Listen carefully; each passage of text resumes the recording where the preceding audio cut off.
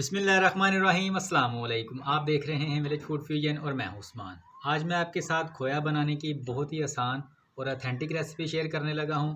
जिस तरह से हलवाई खोया बनाते हैं और बहुत सारी स्वीट्स और हलवों में इसका यूज़ करते हैं, बिल्कुल उसी तरीके के साथ आज मैं आपके साथ खोया बनाने की रेसिपी शेयर करने लगा हूँ। तो आइए अल्लाह पाक की बेशुमार नेमतों के साथ रेसिपी को शुरू करते हैं। बिस्मिल्लाहिर्रहमानिर्रहीम। खोया बनाने के लिए सबसे पहले इस तरह की एक खुले मुंह वाली कढ़ाई ले लेंगे। इसको रखेंगे चूल्हे पर और फ्लेम को नीचे से फुल हाई रखेंगे। अब मैं इसमें 1.5 लीटर के करीब दूध शामिल करूंगा। आप जितना खोया बनाना चाहते हैं उसी हिसाब से इसके अंदर दूध शामिल कर सकते हैं।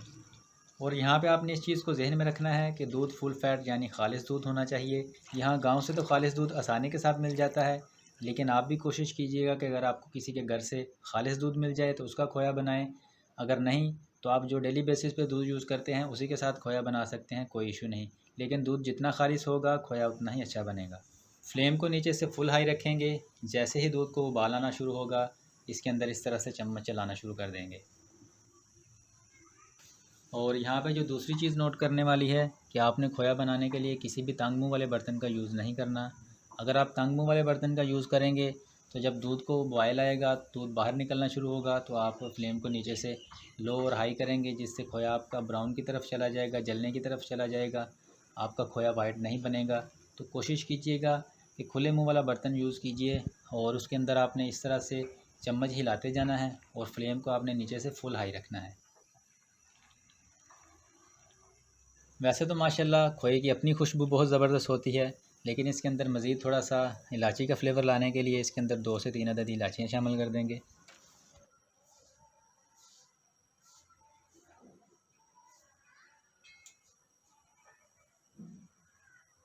तकरीबन 15 से 20 मिनट हाई फ्लेम के ऊपर पकाने के बाद दूध की कंडीशन ये हो चुकी है और खोया रेडी होने के करीब है।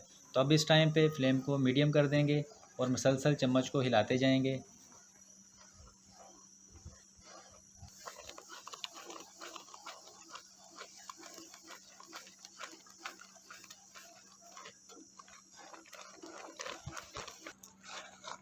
अल्हम्दुलिल्लाह खोया हमारा रेडी है। ये आप देख सकते हैं बिल्कुल वाइट और दानेदार बना है।